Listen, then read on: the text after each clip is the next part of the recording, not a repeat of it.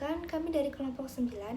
Di video ini, kami akan menjelaskan mengenai cara pengobatan pada uji asumsi klasik, yang terdiri dari uji normalitas, uji heteroskedastisitas, uji multikolinearitas, dan uji autokorelasi.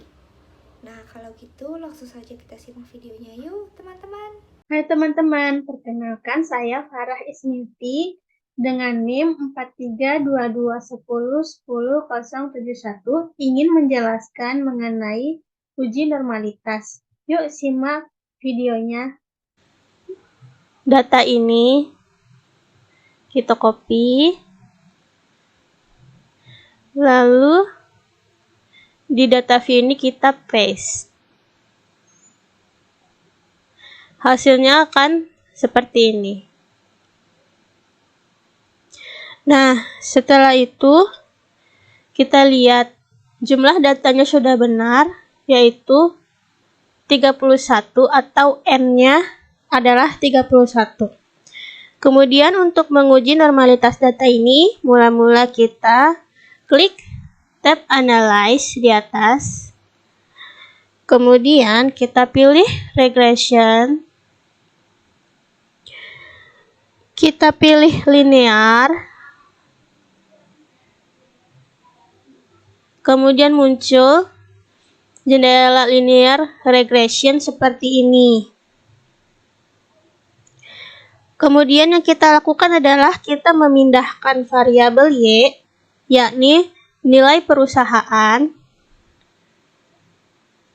ke bagian dependen. Karena dia merupakan variabel dependen. Dan semua variabel X kita masukkan ke bagian independence.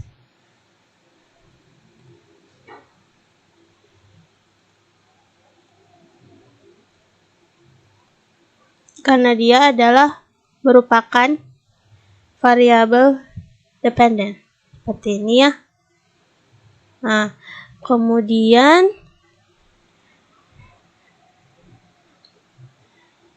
kita klik statistik, kemudian klik harus di checklist model fit, estimates, kemudian deskriptif, kemudian collinearity diagnostik, dan Durbin-Watson, juga case-wise diagnostik. Seperti ini. Lalu kita continue. Dan kita klik untuk plots. Dari plots kita pilih SID yang ini ke Y. Dan kita pilih ZPRED ke X seperti ini ya. Kemudian kita checklist histogram dan checklist juga normal probability plot. Klik continue, lalu kita ke save. Di bagian save kita cek unstandarized di residualnya. Lalu kita klik continue. Lalu kita klik OK. Kita tunggu datanya.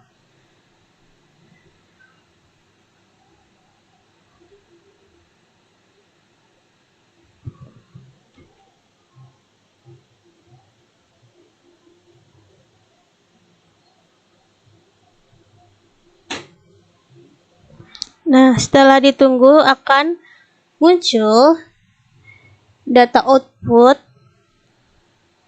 hasil dari input kita tadi ya. Nah, seperti ini. Dari sini sudah terlihat ANOVA-nya, model summary-nya, variable enter remove, correlation. Ya, dari uji regresi ini kita N-nya benar bahwa N-nya 31. Ya. Kemudian kita lihat dari chartnya sudah ada p-plotnya juga seperti ini. Nah, sebelum kita lanjut, kita save data dulu ya. Data ini kita save dulu. Kita save saja sebagai uji normalitas underscore TB2.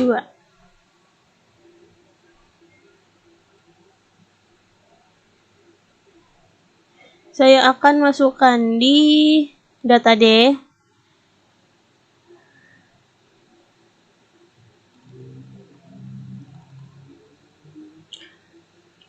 Di statistik bisnis dan praktikum ini akan saya masukkan di sini. Oke. Nah, selanjutnya dari grafik yang sudah kita lihat ini ya. Ini kan hasil uji pertamanya. Kita lihat histogramnya. Bentuknya seperti ini dan p-plotnya juga seperti ini. Nah, dari hasil uji ini terlihat yang pertama berdasarkan histogramnya menunjukkan grafik cenderung landai pada sisi kanan di sini, tidak sama dengan sisi kirinya. Sama halnya dengan grafik p-plotnya yang tidak seimbang. Bagian kanan titiknya terlalu jauh seperti ini, berbeda dengan sisi lainnya, maka terlihat tidak seimbang. Oke, untuk lebih akurat lagi, berarti uji normalitas ini diasumsikan dia untuk lebih akurat lagi, uji normalitas ini apakah datanya normal atau tidak mulai dengan uji Kolmogorov-Smirnov. Caranya dengan kita klik tab Analyze,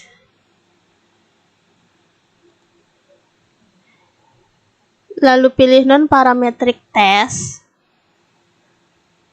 yang ini, kemudian ke Legacy Dialog, lalu kita pilih One Sample KS. Oke, nah dari jendela ini kita pindahkan unstandarized residual res underscore 1 ini ke test variable list. Kemudian kalau sudah kita pindahkan, kita harus dicentang test distribution-nya adalah normal. Lalu kita klik OK. Nah, dari ini sudah ada outputnya, output dari uji Kolmogorov-Smirnov-nya. Dan kita perhatikan pada assumption sigma-nya bahwa nilainya kurang dari 0,05. Maka data ini disebutkan tidak normal. Karena data normal itu adalah jika nilai sigma-nya lebih dari 0,05.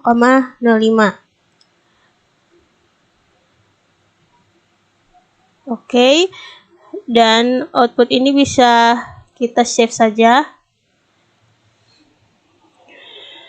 Output 1 uji KS TB2 normalitas.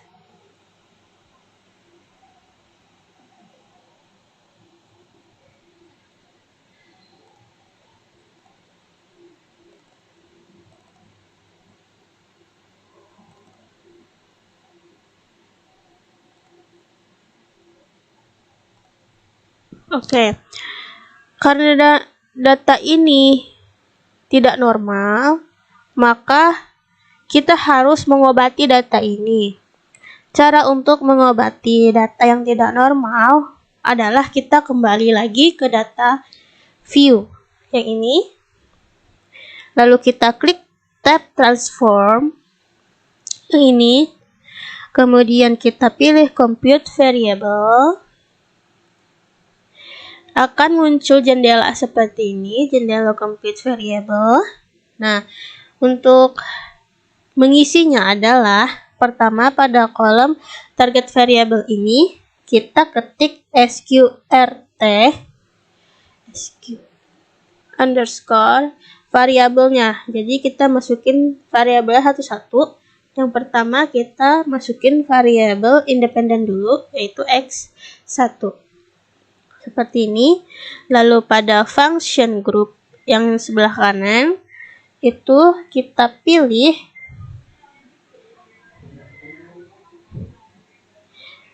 pilih yang arithmetic. Seperti ini. Dan kita pilih function and special variablesnya adalah sqrt. Kita cari. Nah, yang ini seperti ini. Kita pindahkan judul sesuai variabelnya. Variabel x1 ini berjudul kepemilikan institusi dipindahkan di numeric expression. Karena ini adalah x1, kita klik x1, kita pindahkan ke numeric expressionnya seperti ini ya. Jangan lupa untuk, karena ini kan begini ya bentuknya, jadi kita klik sqrt dalam kurungnya yang ini, yang number yang dari sini ya. Jadi yang x1 ini adalah dari kepemilikan institusi yang di sini. Ya. Oke, seperti itu. Kemudian kita akan klik OK. Sudah ada statusnya compute sqrt underscore x1 sedang execute. Seperti ini. Berarti kita bisa melanjutkan untuk variabel selanjutnya sampai variabel dependennya ya. Nah, yang kedua, dan caranya juga sama ya. Kita dari transform, kita pilih compute variable, kita ganti namanya jadi x2 ya. Lalu kita ganti yang bagian dalam kurungnya untuk input kepemilikan managerial x2 ini di dalam kurungnya ya. Kita pindahkan seperti ini dan kita OK. Dan kita lanjutkan sampai Y.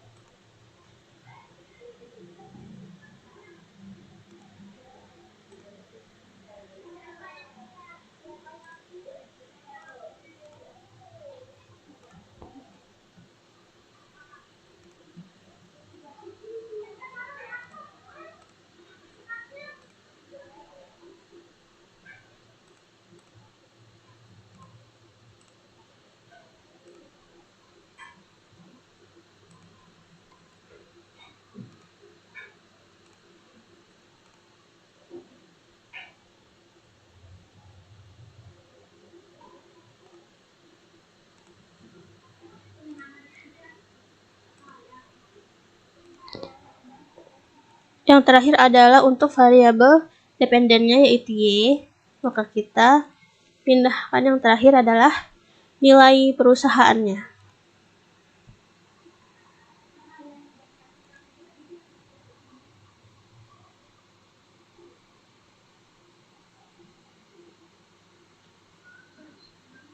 Oke, ini sudah semua. Nah, kalau kita sudah seperti ini, Data telah ditransformasi dari seluruh variabel. Di sini sudah ada warningnya ya, beberapa. Oke. Ada fungsinya itu kurang dari 0. Nah, maka kita harus uji distribusi data. Apakah data ini sudah normal atau belum? Nah, supaya kita tahu data ini sudah normal atau belum, kita mula-mula kembali lagi ke SPSS ini, kita klik Analyze, kita pilih Regression, ini, lalu kita pilih Linear. Kita klik Linear, ya, seperti ini ya. Nah, data ini harus kita reset semua. Kita reset. Nah, seperti ini ya. Kemudian kita pindahkan sqrt_y-nya ini ke bagian dependen karena dia adalah variabel dependen, dan yang ini kita pilih sqrt x1 sampai x5 ke kolom independen. Seperti ini ya. Nah, sudah masuk semua kan? Maka kita pilih yang pertama itu adalah save. Di save ini, di bagian residual, kita centang atau checklist unstandardized. Kemudian kita klik continue. Lalu kita klik OK. Nah, akan muncul hasil seperti ini. Kemudian kita bisa lihat ini adalah data output pengobatan normalitasnya. Kemudian kita uji normalitas ini ke uji normalitas Kolmogorov-Smirnov lagi ya. Caranya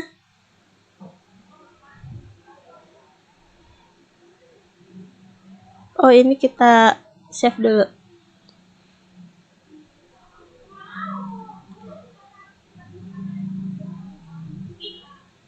Sudah, oke.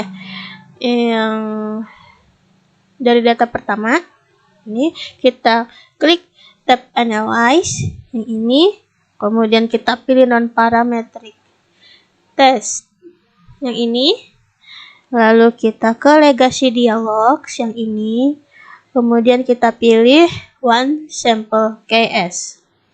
Kita klik. Nah, jendela ini karena moditas variabel listnya masih under unstandardized yang lama, kita reset dulu. Kemudian kita pindahkan unstandardized yang baru ini, residual rest ini ya, kita pindahkan ke test variable listnya. Oke, seperti ini kita sudah normal test distributionnya, kita klik OK. Nah, inilah hasil dari uji normalitas Kolmogorov-Smirnov-nya setelah kita obati dari tabel NPAR test one sample Kolmogorov-Smirnov test ini menunjukkan pada assumption sig-nya angkanya sudah berubah, di mana angka ini nilainya lebih besar dari 0,05, yang artinya data sudah diobati atau terdistribusi normal. Jadi seperti inilah proses uji asumsi klasik normalitas. Hai teman-teman, perkenalkan saya Ananda Rosa Agustina dengan NIM 43220010-166, ingin menjelaskan mengenai uji asumsi klasik heteroskedastisitas dan cara pengobatannya. Yuk simak videonya. Di sini saya telah memiliki beberapa data yang akan diuji pengobatannya melalui uji asumsi klasik heteroskedastisitas. Di sini saya memiliki variabel Y yaitu nilai perusahaan, lalu variabel X1 kepemilikan institusional, variabel X2 yaitu DER, variabel X3 yaitu intellectual capital disclosure, variabel X4 yaitu cost of debt, lalu variabel X5 yaitu ROA. Oke, langsung saja kita copy datanya dan kita pindahkan ke program aplikasi SPSS.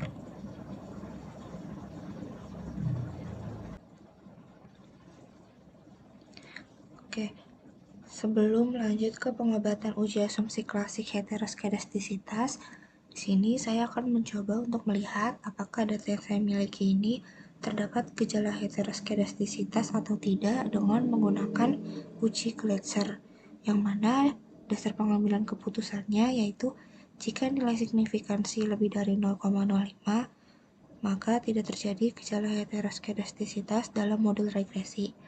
Sebaliknya, jika nilai signifikansi kurang dari 0,05, maka terjadi gejala heteroskedastisitas dalam model regresi. Oke, kita langsung aja klik analyze pertama-tama, lalu regression, kemudian linear.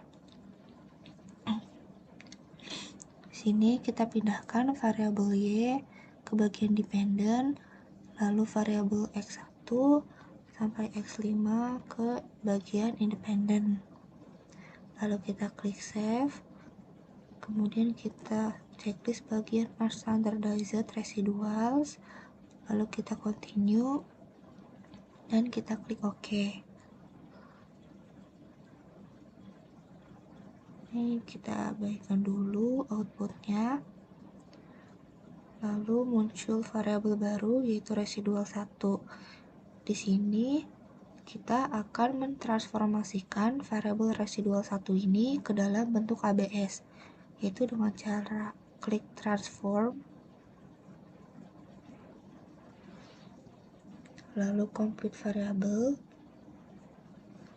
Pada bagian target variable kita ketik ABS, lalu pada numeric expression di bagian function group kita pilih arithmetic, lalu pada bagian functions and special variables kita double klik pada bagian ABS sampai keluar seperti ini, lalu kita masukkan variabel unstandardized residual yang pertama ke numeric expression, lalu kita klik OK. Ini kita abaikan lagi,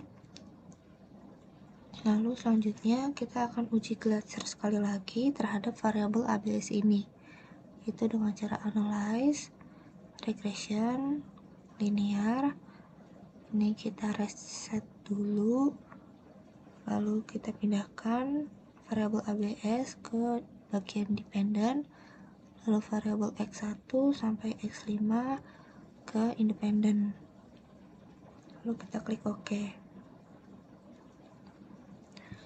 Sini sudah keluar data outputnya.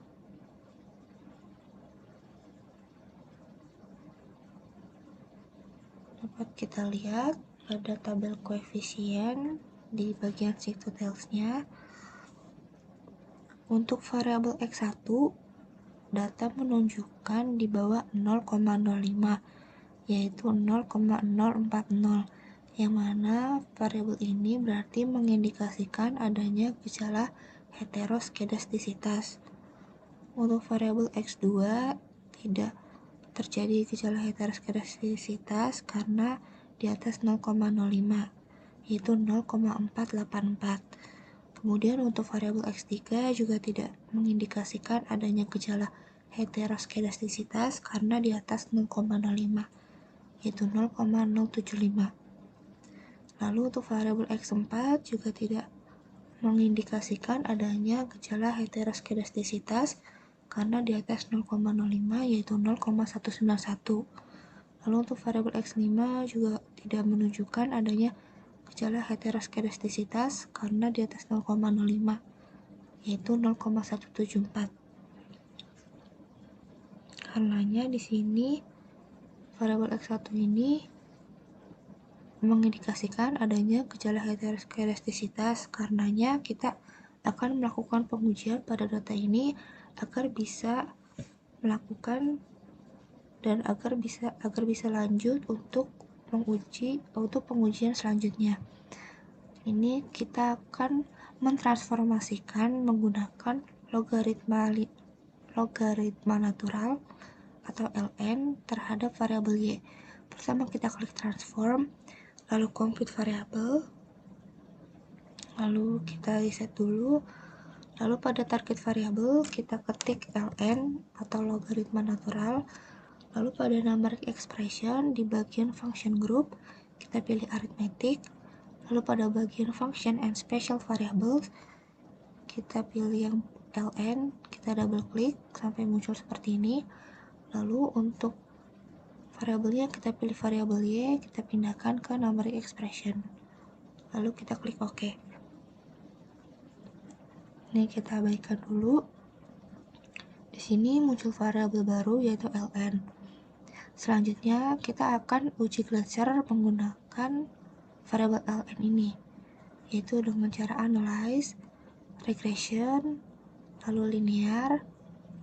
Ini kita reset dulu, kita masukkan variabel ln ini ke dependent, lalu variabel x1 sampai x4 sampai x5 ke independent, lalu kita klik save dan kita pilih unstandardized residuals, lalu kita continue, lalu OK. Ini kita abaikan lagi. Di sini muncul variabel baru yaitu residual yang kedua. Nah, di sini kita akan melakukan transformasi lagi terhadap variabel residual yang kedua ini ke dalam bentuk ABS, yaitu pertama seperti tadi kita pilih transform, lalu compute variabel. Di sini kita reset dulu dan pada target variabel ini kita tulis ABS res. Lalu untuk numeric expression di bagian function group kita pilih arithmetic. Di bagian function and special variables kita pilih ABS, kita double klik sampai keluar seperti ini. Lalu untuk variabelnya kita pilih variabel unstandardized residual yang kedua, kita pindahkan ke numeric expression, lalu kita klik OK. Lalu muncul variabel baru lagi yaitu ABS res. Nah, langkah terakhir kita akan uji Glaser lagi terhadap variabel ABS res ini, yaitu kita klik analyze, kemudian regression, lalu linear. Ini kita reset lagi, lalu pada bagian dependent kita akan masukkan variabel ABS res, lalu pada bagian independent kita masukkan variabel x1 sampai x5, lalu kita klik OK.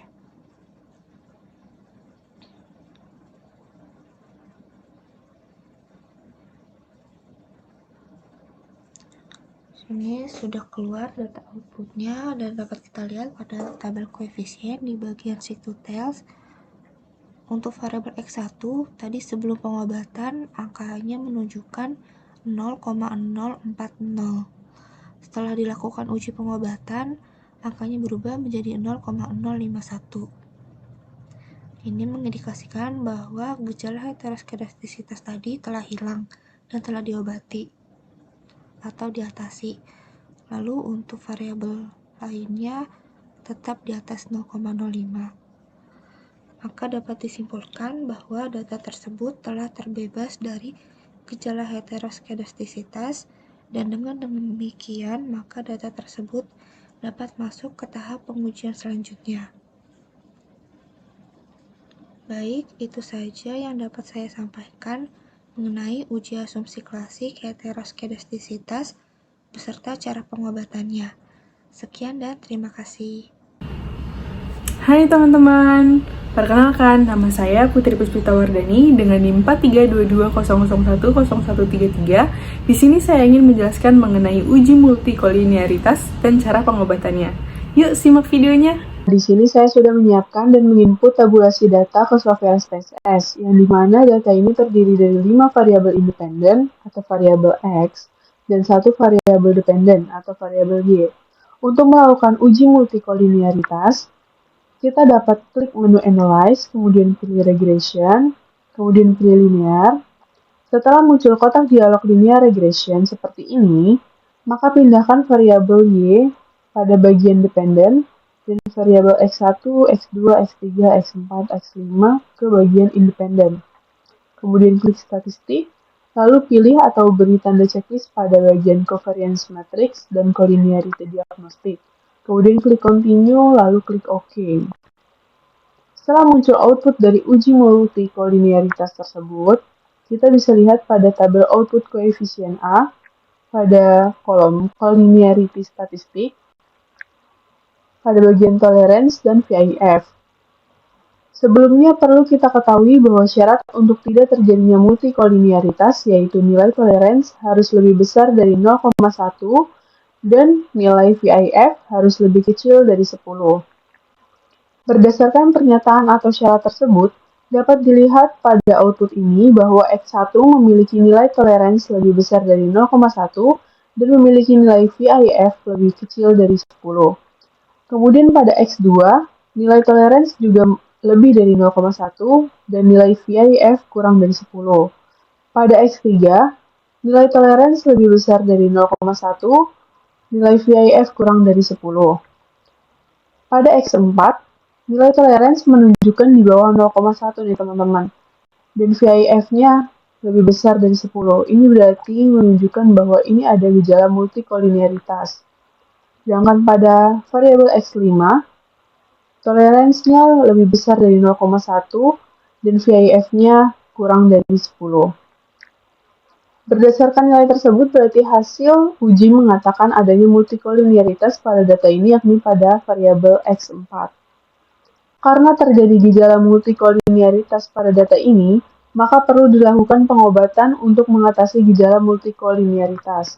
Pengobatan tersebut dapat kita lakukan dengan mengklik menu transform, kemudian pilih compute variable. Pada kotak target variable, kita ketik nama variabel baru kita, misal trans X1.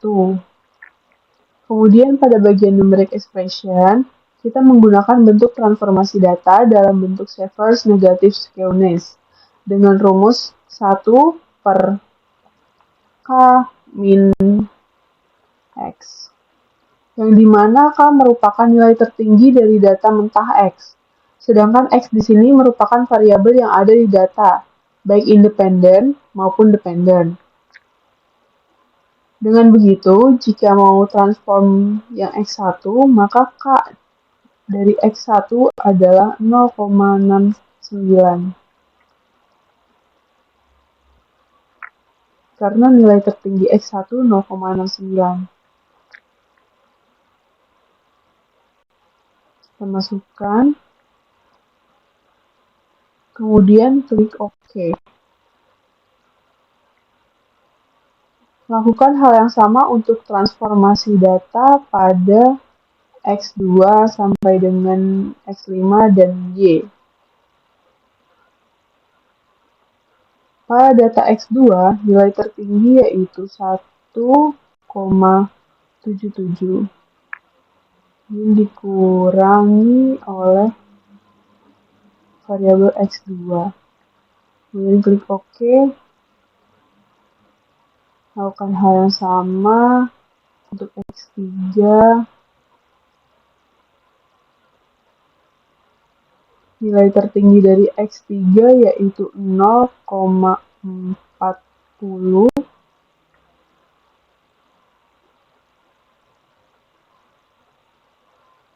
Kemudian klik OK.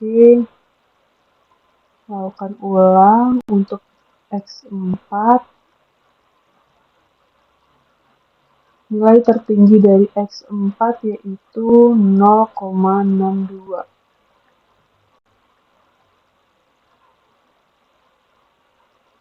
Klik OK. Lakukan lagi untuk X5. Untuk X5, nilai tertingginya adalah 11,77.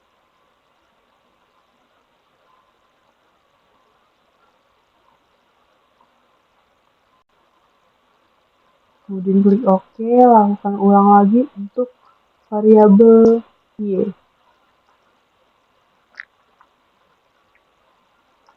Nilai tertinggi dari variabel Y yaitu 0,16.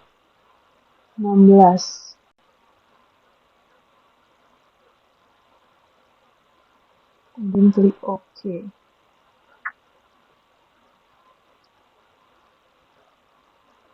Setelah itu kita lihat di data view.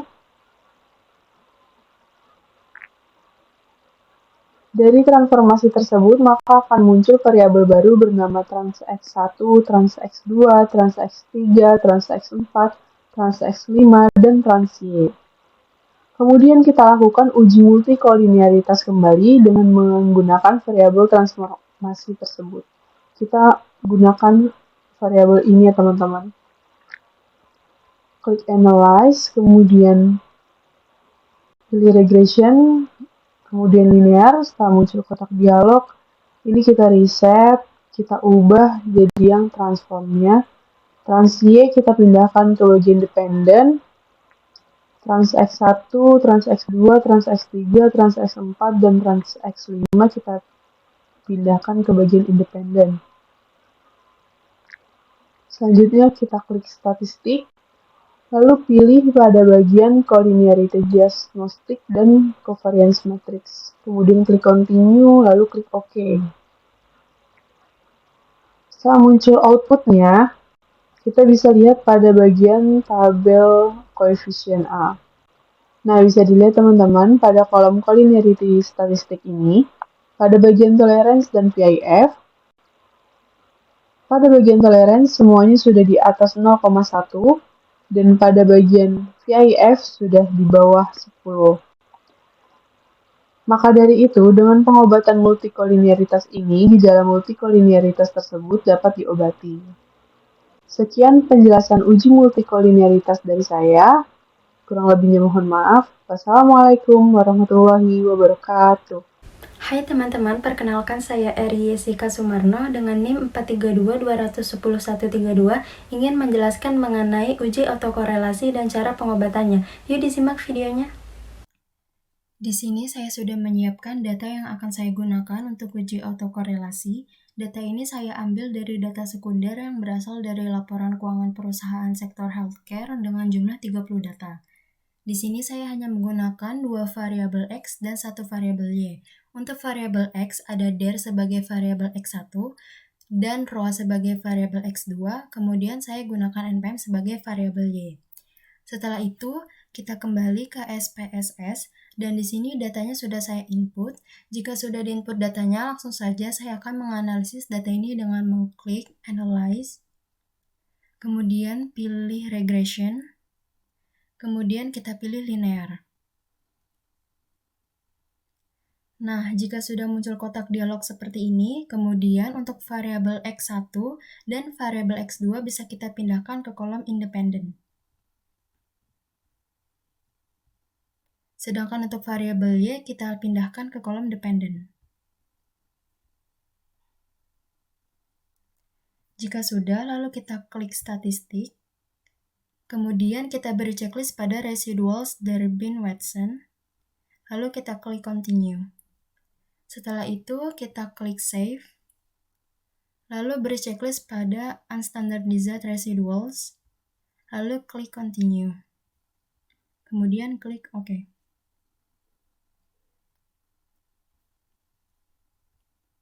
Nah, pada tampilan ini akan keluar outputnya. Karena kita melakukan uji autokorelasi, maka kita fokus pada tabel model summary.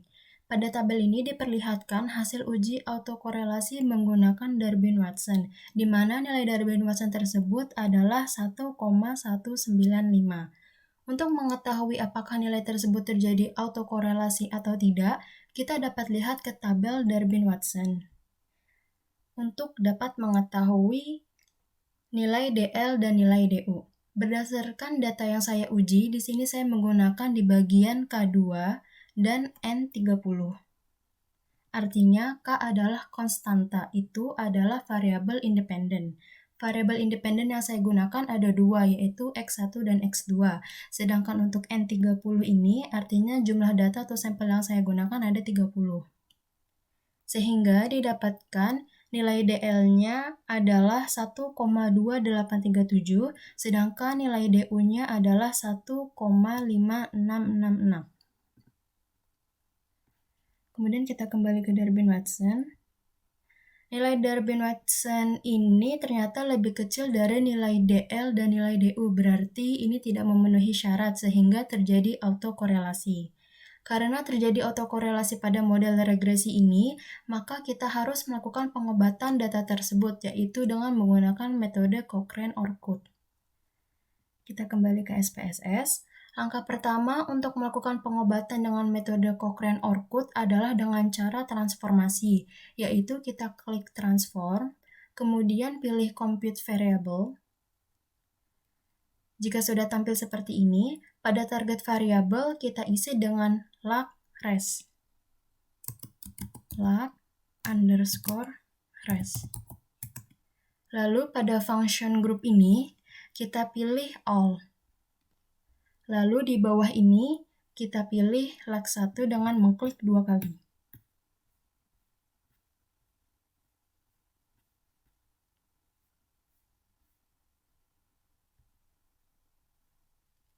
Jika sudah muncul seperti ini, lalu kita pilih unstandardized residual ke kolom numeric expression dengan mengklik 2 kali. Jika sudah, lalu klik OK. Kemudian kita kembali ke data view lagi. Dan di sini akan muncul variabel baru yaitu lag underscore res. Kemudian step selanjutnya adalah kita klik analyze. Kemudian kita pilih regression. Lalu kita pilih linear. Pada kotak dialog ini kita klik reset terlebih dahulu. Kemudian kita pindahkan variabel lag res ke kolom independen dan variabel unstandardized residual kita pindahkan ke kolom dependent.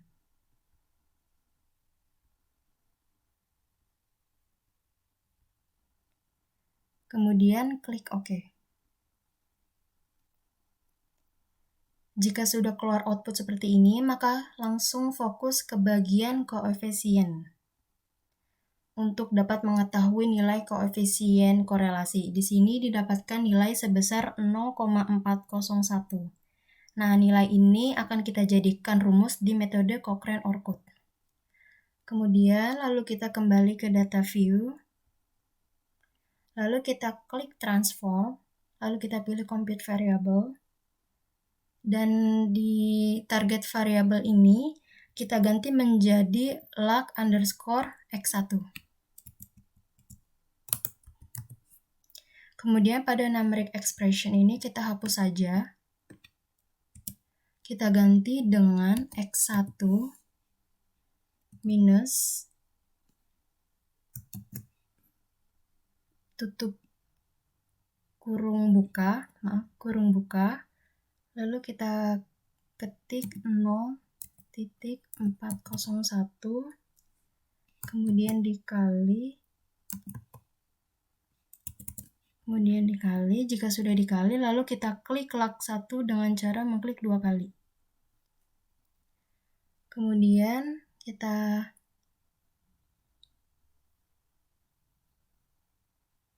kita masukkan variabel x1 ke numeric expression. Lalu kita tutup kurung. Lalu kita klik OK.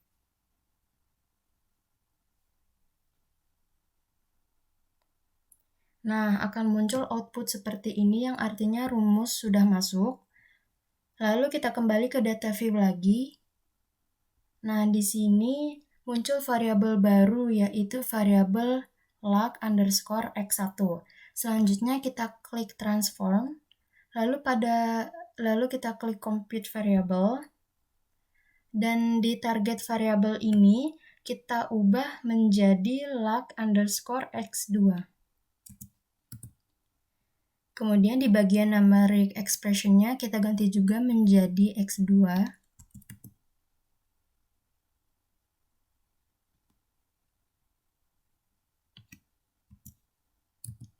Kemudian kita klik OK. Nah, di sini juga muncul seperti ini. Kemudian kita kembali ke data view lagi. Dan di data view ini muncul variabel baru yaitu variabel lag_x2. Selanjutnya kita klik transform. Lalu kita pilih compute variable. Dan pada target variabel ini kita ganti menjadi lag_y. Dan pada numeric expression kita ganti juga menjadi y.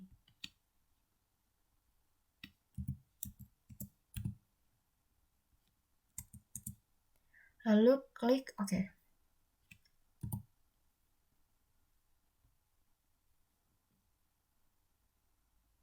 Nah, jika sudah semua rumusnya, selanjutnya kita kembali ke data view. Dan di sini muncul variabel baru yaitu lag_y. Variabel-variabel baru tersebut akan kita gunakan untuk uji autokorelasi setelah kita lakukan metode Cochrane-Orkut. Caranya yaitu dengan mengklik Analyze, kemudian pilih Regression, dan kita pilih Linear. Lalu kita reset terlebih dahulu, lalu kita pindahkan variabel lag_x1 dan lag_x2 ke kolom independen. Sedangkan untuk variabel lag_y kita pindahkan ke kolom dependen. Lalu kita klik statistik. Kita beri checklist pada residual Durbin-Watson. Lalu kita klik continue. Lalu kita klik OK. Nah, di sini muncul output regression, lalu kita fokus ke model summary. Pada tabel ini diperoleh nilai Durbin-Watson dari metode Cochrane-Orkut sebesar 1,625. Nah, di mana nilai Durbin-Watson sebesar 1,625 ini, nilai tersebut lebih besar dari nilai DU yang sebesar 1,5666 dan lebih kecil dari nilai 4 min DU sebesar 2,4334. Maka dapat disimpulkan pada data tersebut tidak terjadi autokorelasi. Dengan demikian, data tersebut dapat masuk ke tahap analisis regresi linear berganda.